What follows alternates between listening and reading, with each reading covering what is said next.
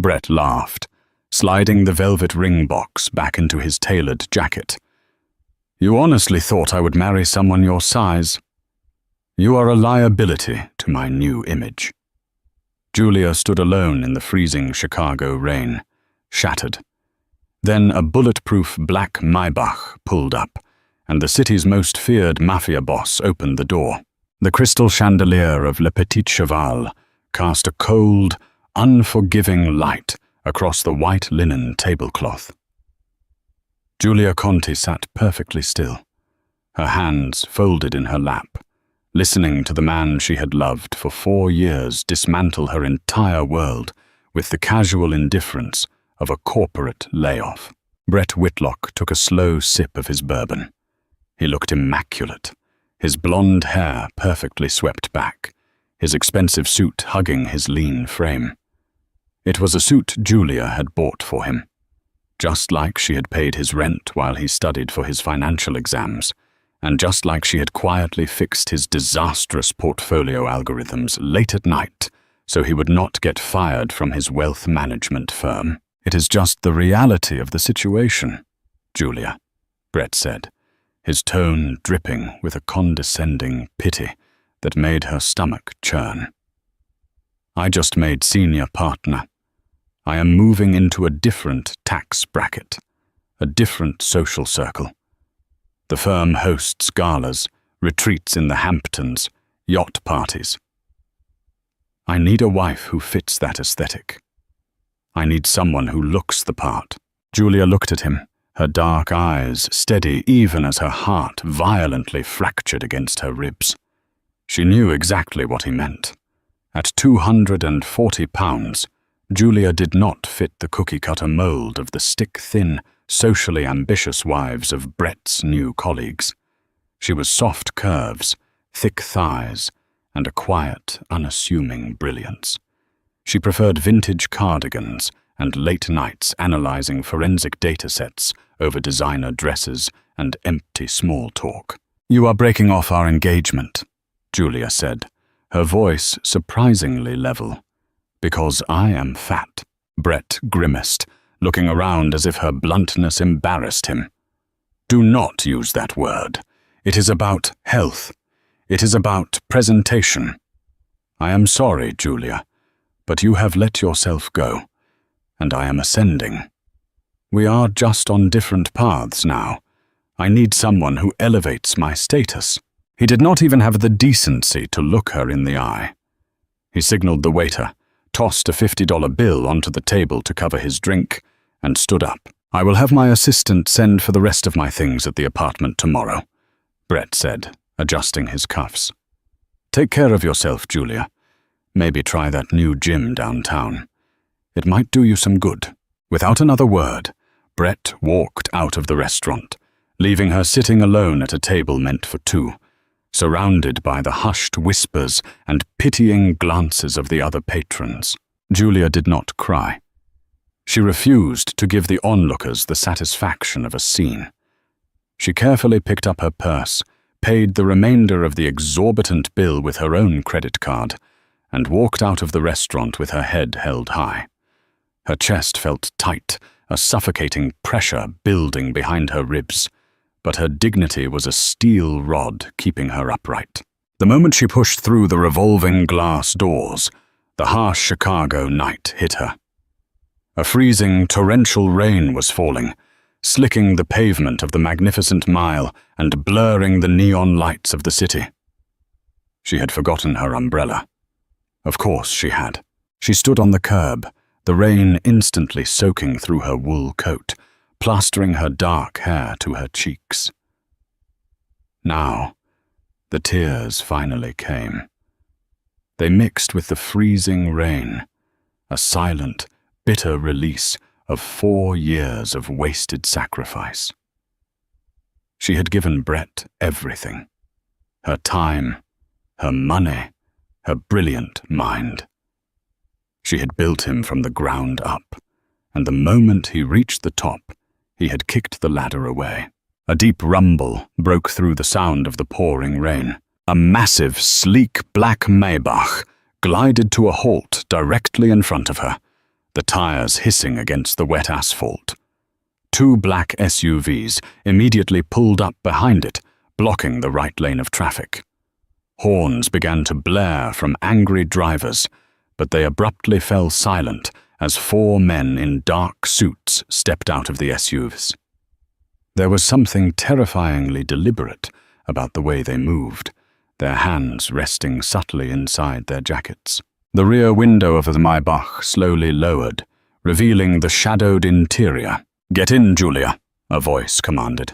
It was a low, resonant baritone that sent a sudden, involuntary shiver down her spine, a shiver that had nothing to do with the freezing rain. Julia peered into the darkness of the vehicle. Sitting in the back seat was a man who looked like he had been carved from marble and shadow.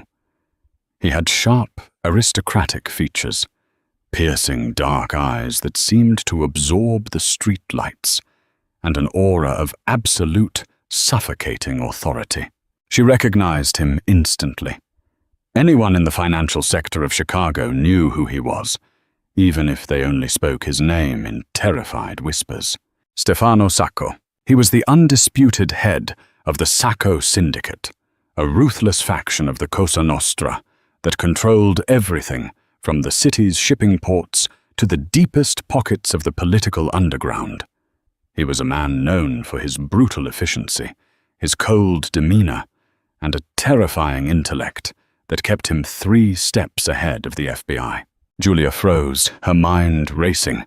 Why would the most dangerous man in the Midwest be speaking to her? "I am not getting in a car with you," Julia said, her voice shaking slightly, though she stood her ground. Stefano leaned forward, the faint light catching the sharp line of his jaw and the expensive cut of his dark suit. He held out a heavy, monogrammed umbrella, pushing the door open from the inside. "You are freezing, and your ex-fiancée just left you to drown on the pavement," Stefano said, his voice terrifyingly calm. "I, however, have the heat running, a glass of vintage Barolo waiting, and a conversation we desperately need to have regarding the $3 million Brett Whitlock just tried to steal from me." Julia's breath caught in her throat. $3 million? "Get in the car, tesoro," Stefano said softly, his eyes dropping to her rain-soaked form with an intensity that made her skin burn. "Before you catch your death. I cannot have my best accountant dying of pneumonia." Driven by a mixture of shock, freezing cold, and a burning curiosity, Julia stepped forward and slid into the cavernous, leather-scented interior of the Maybach. The moment the heavy door clicked shut, the chaotic noise of the Chicago storm vanished, replaced by the hushed, insulated hum of the luxury vehicle. The Maybach seamlessly pulled away from the curb, escorted by the 2 SUVs. Julia sat stiffly against the plush leather, her wet coat dripping onto the pristine floor mats. She felt massive and clumsy next to Stefano Sacco, acutely aware of her damp, clinging clothes and the way she took up space. She instinctively tried to shrink into herself, wrapping her arms around her waist. Stefano reached into a built-in compartment, retrieved a thick, heated cashmere blanket, and draped it over her shoulders.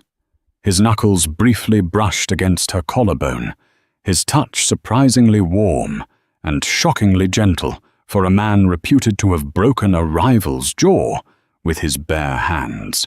"Drink," he instructed, pressing a crystal tumbler of red wine into her trembling hands. "It will warm your blood." Julia took a small sip.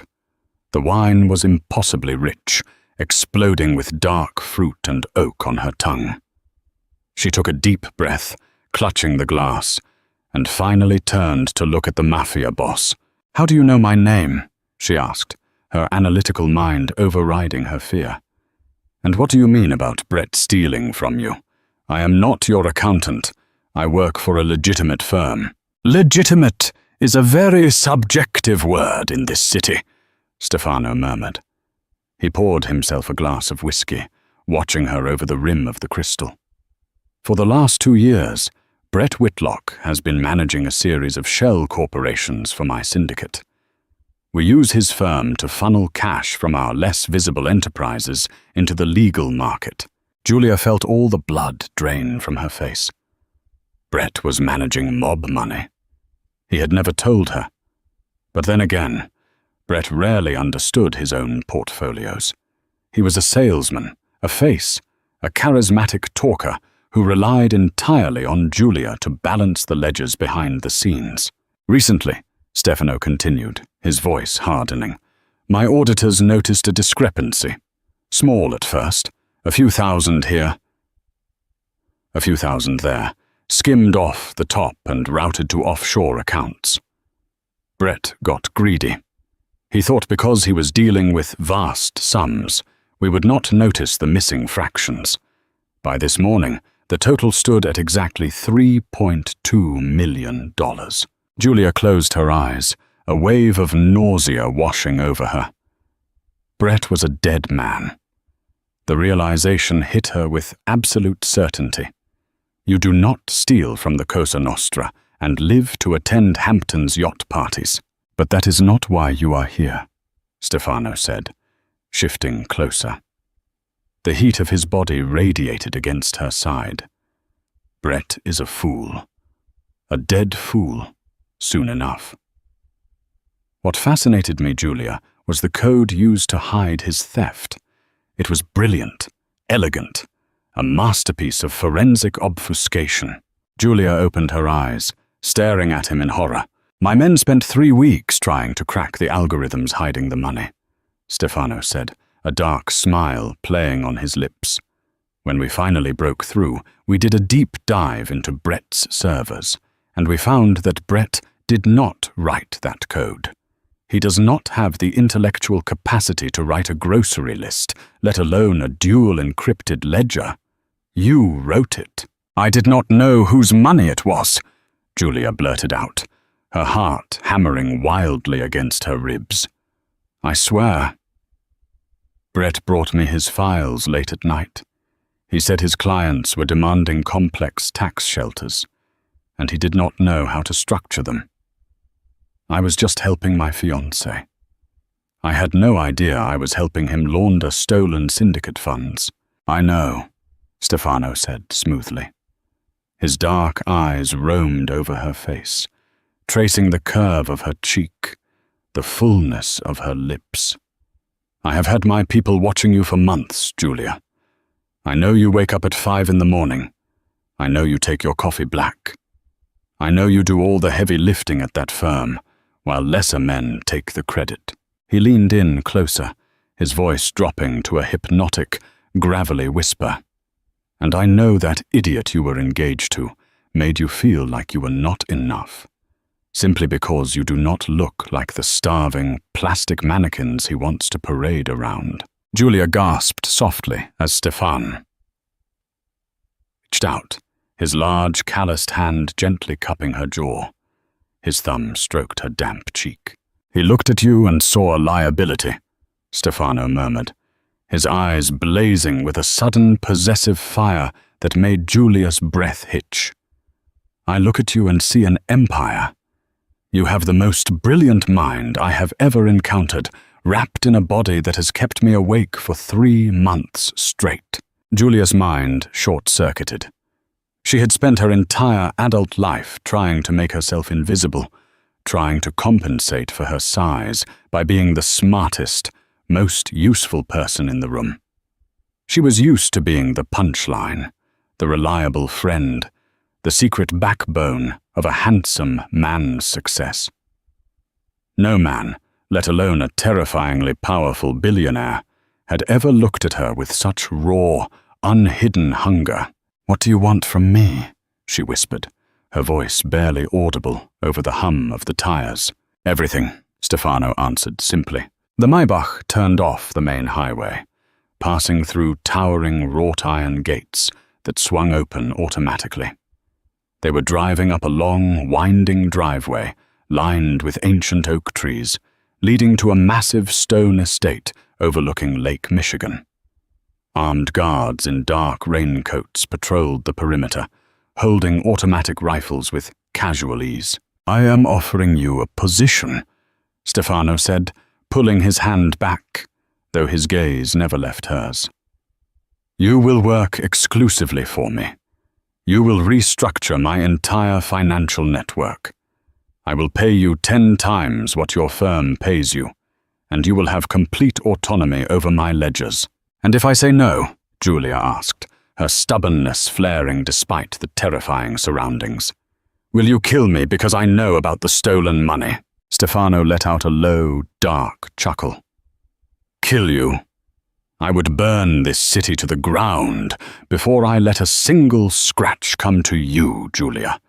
If you say no, I will drive you to your apartment, ensure you have a comfortable life, and you will never see me again." But we both know you are not going to say no. "Why?" "Because you are tired of playing small for men who do not deserve you," Stefano said softly. "Because you are meant for the shadows, where real power lies, and because I am the only man who truly sees you." The car glided to a halt in front of the grand entrance of the estate. One of the guards immediately rushed forward with a large umbrella, opening the door for them. Stefano stepped out into the rain and extended his hand to her. "Let me show you how a queen is treated, Julia." Julia looked at his outstretched hand. She thought of Brett, sitting in that restaurant, telling her she was a liability to his image. She thought of the cold, lonely life she had been living, starving for a scrap of genuine appreciation. Then she looked at Stefano Sacco, a man steeped in violence, who was looking at her like she was the only precious thing in the world. Taking a deep breath, Julia Conti placed her hand in the Mafia Boss's, stepping out of the car and into the dangerous, intoxicating world of the Chicago outfit. The Sacco estate was a fortress disguised as a Gilded Age mansion, and within 48 hours, the expansive mahogany library had become Julia's undisputed domain.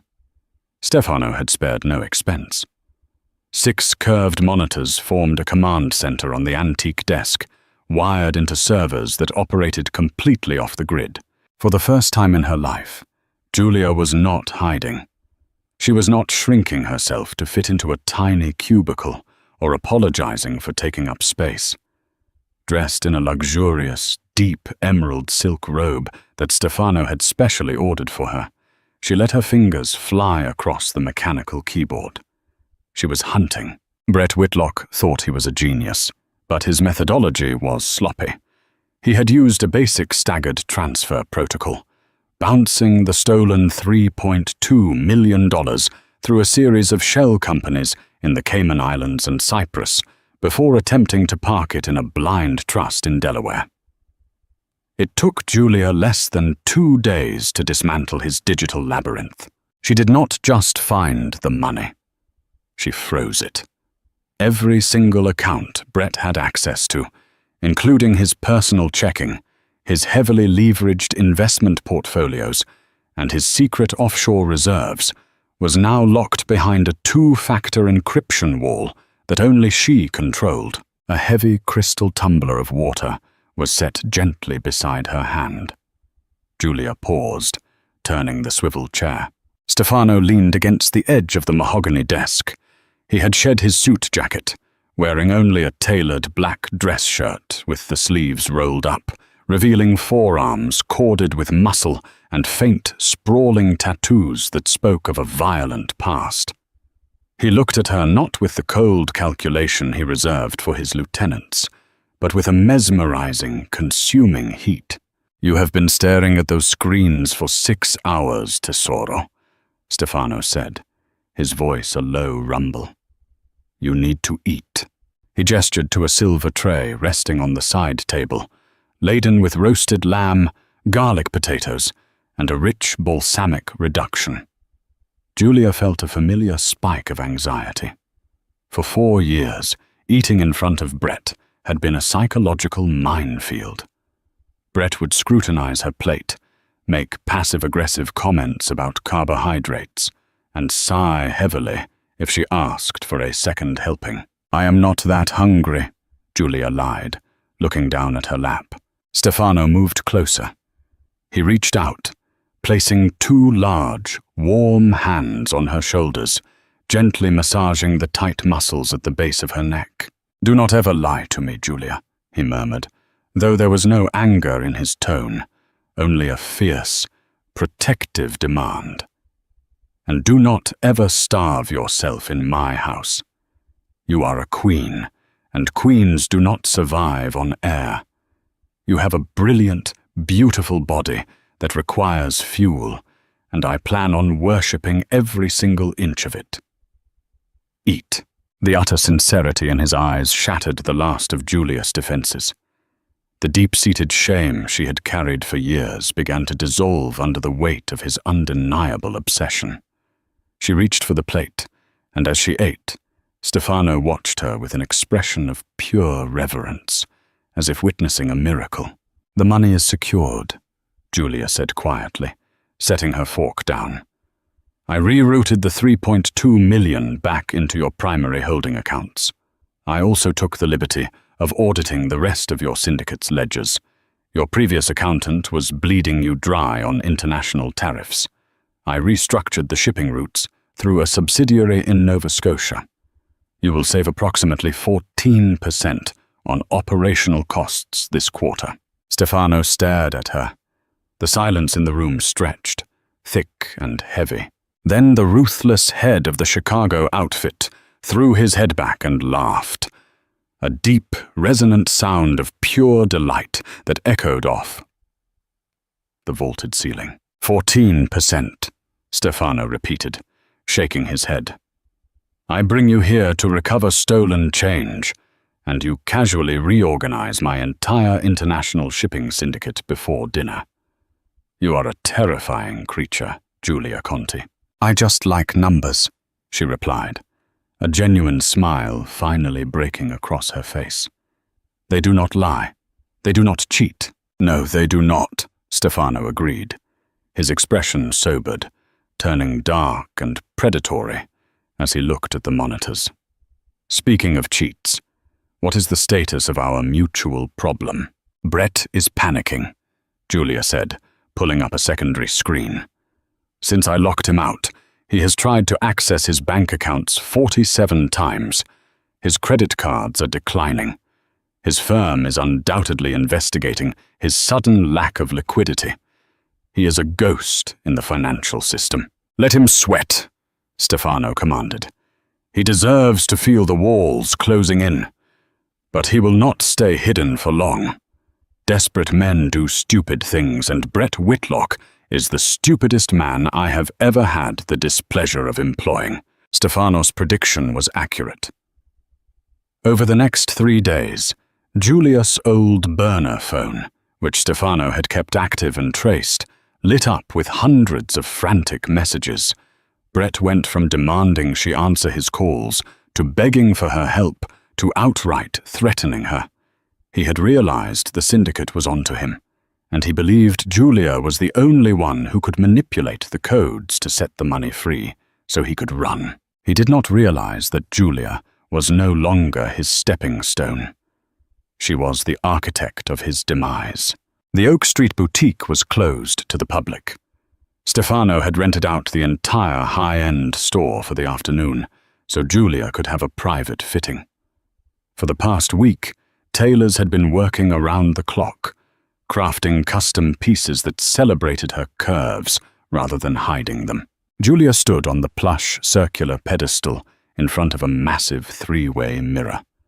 She was wearing a stunning, tailored crimson trench coat over a sleek black dress that hugged her hips and chest perfectly.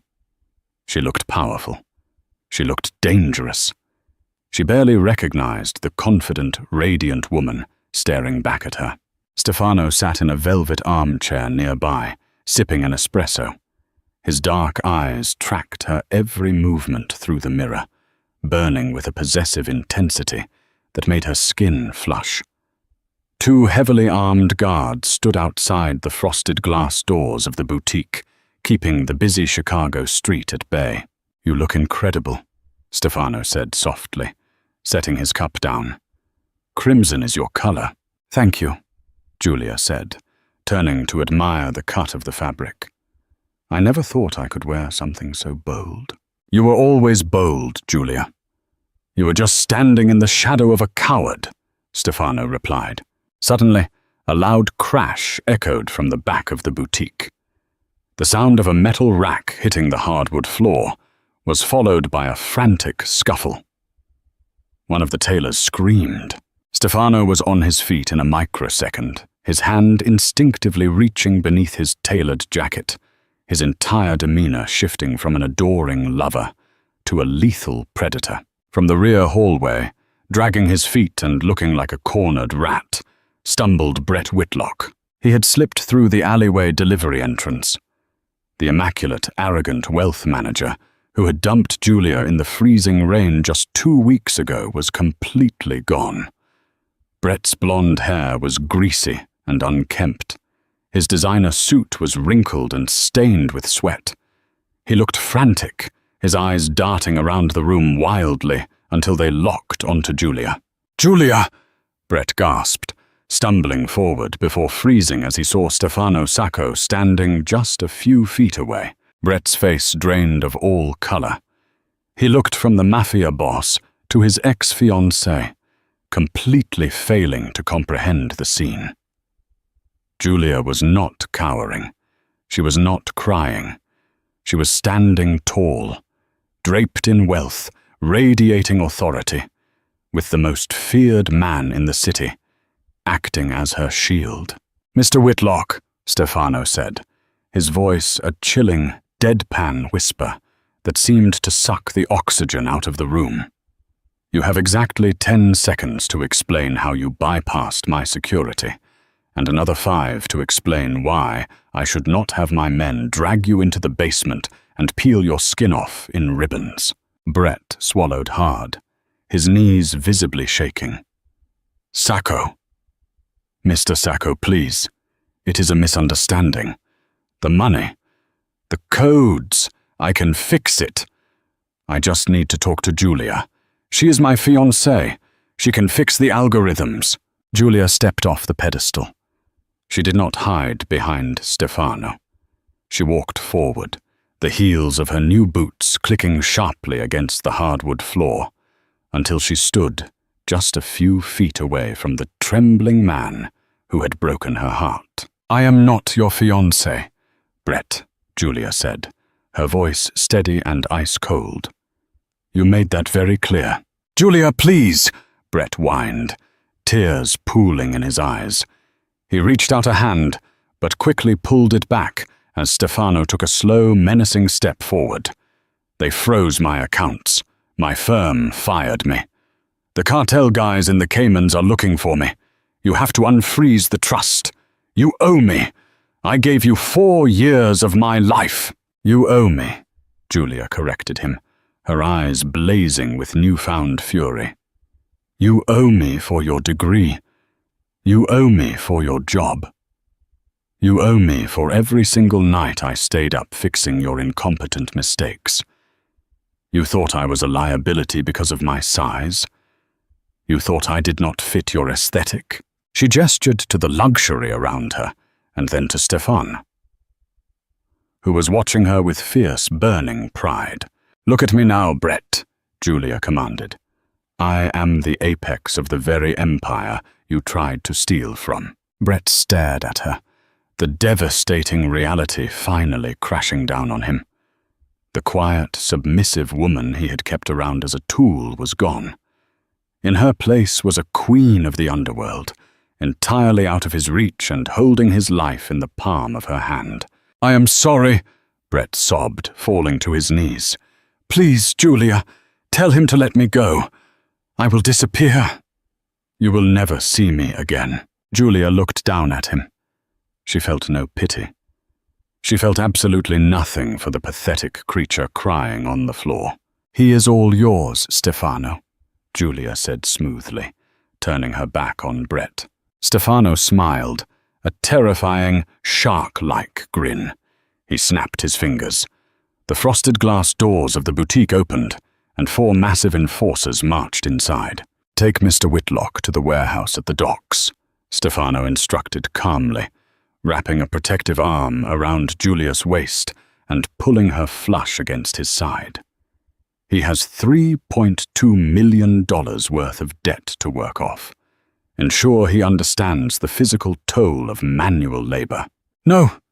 Julia, wait! Please!" Brett screamed as the enforcers grabbed him by the arms, dragging him ruthlessly across the pristine floor. His screams faded as the heavy doors closed, leaving the boutique in absolute silence. Stefano turned Julia around to face him. He reached up, cupping her cheeks, his thumbs tracing her cheekbones. His chest heaved slightly, the adrenaline of the confrontation mixing with the overwhelming desire he felt for the woman in his arms.